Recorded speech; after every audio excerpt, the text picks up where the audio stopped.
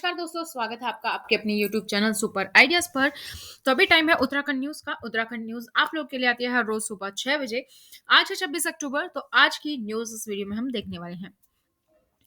उत्तराखंड में corona virus के संक्रमण के ग्राफ में उतार चढ़ाव अभी भी जारी है। सोमवार को कोरोना के 11 नए केसेस मिले, वहीं 16 मरीज स्वस्थ हुए हैं। कोरोना से किसी की भी मौत नहीं हुई है। दीपावली पर 10 कुंतल फूलों से सजेगा केदारनाथ मंदिर। प्रधानमंत्री मोदी के दौरे की तैयारियां भी शुरू। प्रधानमंत्री नरेंद्र मोदी के प्रस्तावित केदारनाथ भ्रमण को लेकर प्रशासन ने तैयारियां शुरू कर दी है। जिलाधिकारी ने मंदिर की सजावट व मूलभूत व्यवस्थाओं को समयबद्ध पूरा करने के लिए अधिकारियों को निर्देश दिए हैं। साथ ही गढ़वाल मंडल विकास निगम को पड़ाव व केदारनाथ में 40 से अधिक अतिरिक्त टेंट लगाने को भी कहा गया है। पहली बार चार धाम के पुराने रास्तों को खाका होगा तैयार। सीएम धामी ने टीम को किया रवाना।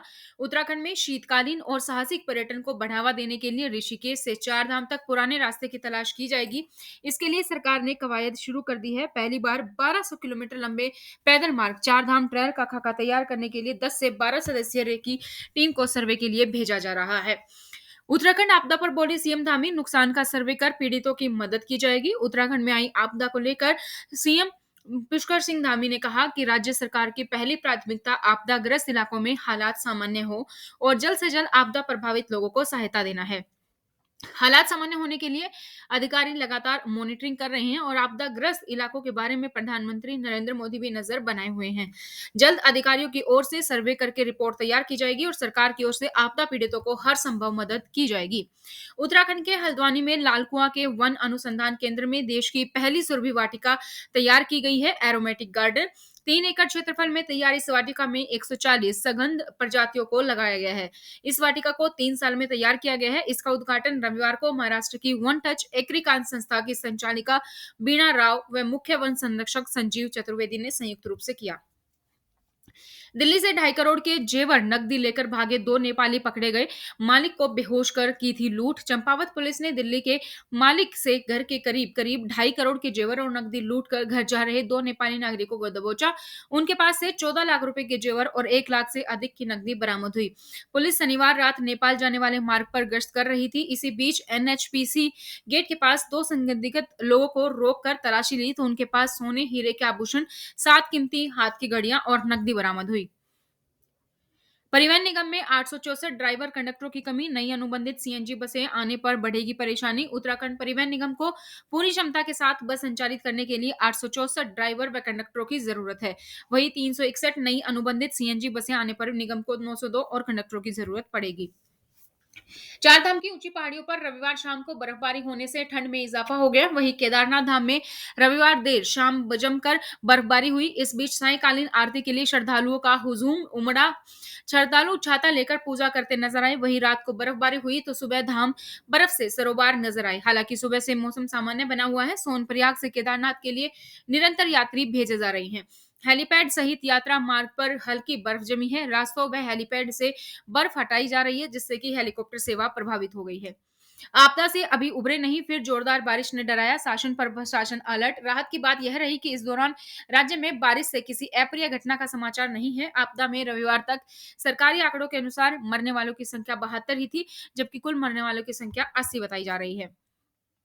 सिडकुल के सीईपीटी प्लांट के टैंक में गैस की चपेट में आकर 3 लोगों की मौत। उत्तराखंड के रुद्रपुर में सोमवार शाम को दर्दनाक हादसा हो गया। सिडकुल के सीईपीटी प्लांट के टैंक की खतरनाक गैस से प्रभाव से आकर मोटर ठीक करने वाले 3 लोगों की मौत हो गई है। सूचना पर पहुंची एसडीआरएफ और दमकल कर्मियों की टीम ने शवों को बाहर निकाला।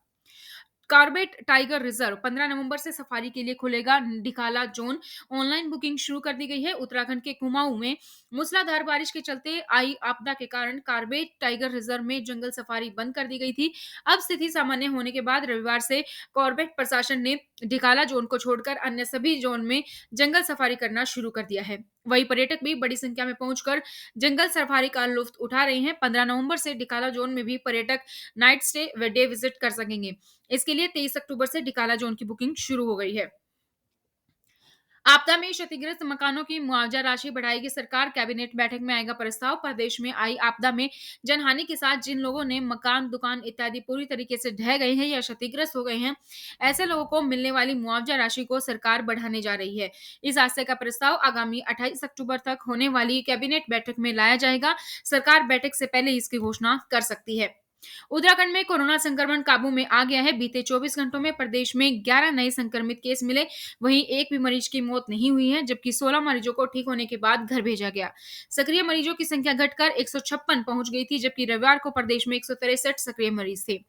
हरिद्वार हरीश रावत ने आपदा को लेकर सरकार को घेरा। 28 अक्टूबर से प्रदेश भर में आंदोलन का ऐलान। उत्तराखंड में बीते दिनों आई आपदा को लेकर पूर्व सीएम हरीश रावत ने एक बार फिर सरकार पर हमला बोला है।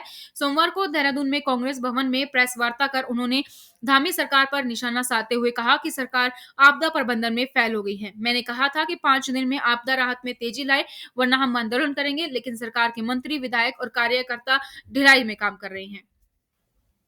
जिस हरिद्वार बाईपास रोड के चौड़ीकरण कार्य को शुरू कराने के लिए जनता ने करीब 9 साल इंतजार किया, अब उतना ही तेज गति से इस सड़क को आकार लेते हुए देखना उम्मीद जगा रहा है। सड़क चौड़ीकरण कार्य के डिजाइन को अंतिम स्वीकृति अब जाकर मिल पाई है, मगर यह काम इससे पहले ही शुरू करा दिया गया था। अब तक करीब 3 किलोमीटर लंबी सड़क के 2 किलोमीटर भाग पर आधार यानी कि सब ग्रेड तैयार किया जा चुका है। ये थी दोस्तों उत्तराखंड की न्यूज। इसी तरीके से उत्तराखंड की न्यूज हर रोज पाने के लिए चैनल को सब्सक्राइब करें और बेल आइकन को प्रेस कर लीजिए, ताकि जैसे ही वीडियो अपलोड होती है उसकी नोटिफिकेशन आप लोगों को मिल जाए। तो आज की इस वीडियो में इतना ही। साथ ही आप मुझे सोशल मीडिया पर फॉलो कर सकते हैं, लिंक डिस्क्रिप्शन बॉक्स में है। Thank you so much, bye bye, take care.